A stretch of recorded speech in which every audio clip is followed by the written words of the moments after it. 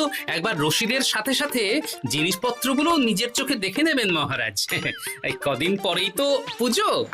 জিনিসপত্র আবার আগে থেকে দেখার কি আছে? হ্যাঁ, আমি সব ভালো জিনিসই এনেছি।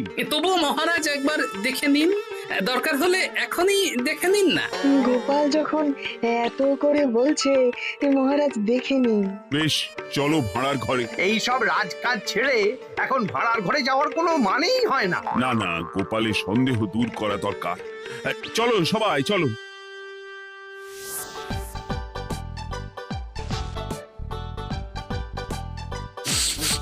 বাহ, বেশ ভালো গন্ধ। একটু ভালো করে চালে হাত ঢুকিয়ে দেখুন মহারাজ। আরে বললো তো ভালো গন্ধ, আবার ভালো করে কি দেখবে? না, কোনো গন্ধই তো নেই। ওপরে গোবিন্দ ভোগ আর ভিতরে আতপ চাল। বাকি জিনিসগুলো দেখুন না মহারাজ। এ কি, উপরে সোনা মুগ ডাল আর ভিতরে সাধারণ মুগ ডাল? তাহলে নিশ্চয়ই দোকানদার আমাকে ঠকিয়েছে, বুঝলেন মহারাজ? এ কি মন্ত্রী, তুমি একটু দেখে শুনে আনবে না? সেনাপতি, তুমি এক্ষুনি এই মুদিখানা দোকানদারকে গিয়ে ধরো। দশকর্মার জিনিসগুলো একটু না হয় দেখে নিন। এ কি, তীর কাঠি তো 4টে লাগবে, 3টে কেন? আর সুপুরির কি অবস্থা? পোকা ধরে গেছে। সব জিনিস দিয়ে পুজো হবে না? এই আমি কিচ্ছু জানি না মহারাজ, আমাকে তাহলে দশকর্মার দোকানিও ঠকিয়েছে। না না না, তোমাকে আর দায়িত্ব নিতে হবে না। গোপাল, বাকি পুজোর বাজারের দায়িত্ব তোমার। আচ্ছা মহারাজ। মহারাজ, আমি তাহলে দোকানে গিয়ে কথা বলছি। হ্যাঁ হ্যাঁ হ্যাঁ, সব জিনিসপত্র নিয়ে চলে যাও। আচ্ছা। মন্ত্রী, তুমিও সাথে যাও। বিশ্বাস করুন সেনাপতি মশাই, এইসব মাল আমি বেচিনি, এসব অন্য দোকানের। বাজে কথা বললেই হলো, রশিদ তো তোমার দোকানে। আমার দোকানের কিন্তু জিনিসগুলো নয়। আমি পুজোর দিনই সেরকম কেন দেব? মা কালী আমাকে ক্ষমা করবেন না। তাহলে এই মালপত্র কোথা থেকে এলো? সেসব তো আমি জানি না। বাজে কথা বললেই হলো, এগুলো ফেরত নে। এগুলো তো আমি দিইনি। ফেরত? চাপ!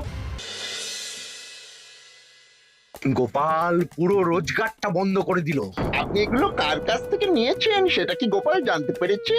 তা জানতে পারেনি, সেই জন্যই তো জোর করে ওই কৃষ্ণনগরের দোকানীদের কাছেই সব মালপত্র গছিয়ে দিয়েছি। গোপাল দাদাকে একটা শিক্ষা দেওয়া দরকার। ও বেটা কালী পুজোর দিন বাজি পোড়াবে বলে খুব তোড়জোড় শুরু করেছে দেখলাম। শোন, তোরা এক কাজ কর। দারুণ বুদ্ধি।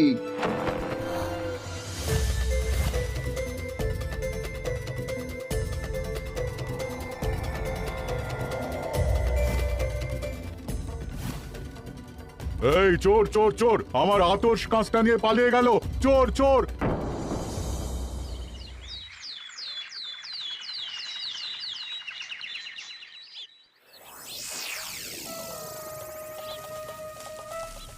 ব্যাস, বারুদ বানানো শেষ।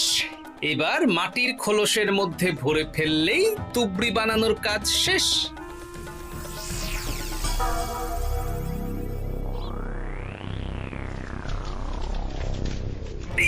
চলে গেল চলে গেল, চা সব বারুদ চলে গেল। হায় হায় হায় হায়, কি হলো রে বাবা? একে বারুদ কিভাবে জ্বললো? এখানে তো আগুন নেই। সেটাই তো বুঝতে পারছি না, কত বড় সর্বনাশ হয়ে গেল গো। সর্বনাশ তো হবেই গোপাল, তুমি মহারাজের কাছে আমার নামে নালিশ ঠুকেছো, আর ভগবান তার শিক্ষা দিয়েছে। এ কি বটা, তোর হাতে আতশ কাজ কি করে এলো? তার মানে তোরা আতশ কাজ দিয়ে কিচ্ছু প্রমাণ করতে পারবে না গোপাল। বেশ, মা কালী আছেন, ঠিক সময়ে ঠিক জিনিস প্রমাণ করব।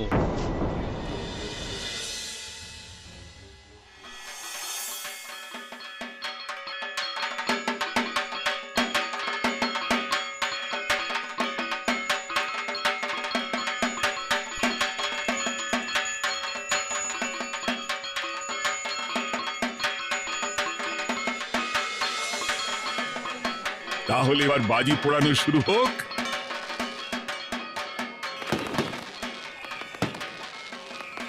বাহ বাহ, কই গোপাল, এবার তুমি এসো।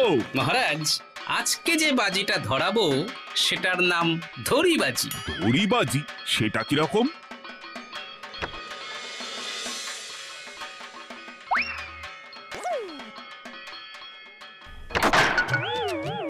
কি মস্করা করছো? এ তো হাঁড়ি থেকে কাগজ বেরোলো। এবার এই কাগজগুলোর মধ্যে কয়েকজন লোকের নাম লেখা আছে, সেগুলো আপনি পড়ুন মহারাজ। আর সেনাপতি মশাই আর প্রহরী, তোমরা মন্ত্রী মশাইয়ের কাছাকাছি থাকো, হ্যাঁ, যাতে উনি পালাতে না পারেন। আমি পালাবো কেন? আমি চুরি করেছি নাকি? পরাণ মণ্ডল, পাশের গ্রামের দশকর্মা দোকানদার। এই সেরেছে, এই এ কি করে এলো? আমি নিমন্ত্রণ করেছি। এবার পরাণ, পুরো ব্যাপারটা বলে ফেলো দেখি, নইলে তোমার ব্যবস্থা নেওয়া হবে। মহারাজ, মন্ত্রীমশাই আমার কাছ থেকে খারাপ জিনিস কিনেছেন ভালো দশকর্মার জিনিস দিয়ে, আর আমি মন্ত্রীমশাইকে তার বদলে মোহর দিয়েছি। এসব বাজে কথা। পরের নামটা পড়ুন মহারাজ। নগিন, পাশের গ্রামের মুদি। মহারাজ, এই মন্ত্রী মশাই আমার কাছ থেকে ওই চাল ডাল সব পুজোর মুদিখানার জিনিস কিনেছেন। ওই গোবিন্দভোগ চাল বেচে আতপ চাল কিনেছেন। এই সবের বদলে আমি মন্ত্রী মশাইকে মোহর দিয়েছি মহারাজ। মন্ত্রী, তার মানে তুমি এসবের পিছনে দায়ী আর ভালো মানুষ সাজার অভিনয় করছিলে? আমি কিচ্ছু জানি না মহারাজ, বিশ্বাস করুন। চুপ! আরো আছে, রাজ্যোতিষীর আতস কাজ মন্ত্রীমশাই বটাঘটাকে দিয়ে চুরি করিয়েছেন, এবং সেই আতস কাজ দিয়েই আমার বানানো বারুদ বটাঘটা জ্বালিয়ে দিয়েছে। সেটা অবশ্য আমি এখন প্রমাণ করতে পারবো না। আর প্রমাণ করতে হবে না। সেনাপতি, মন্ত্রীকে এক্ষুনি কারাগারে ভরো। ক্ষমা করে দিন, ক্ষমা করে দিন।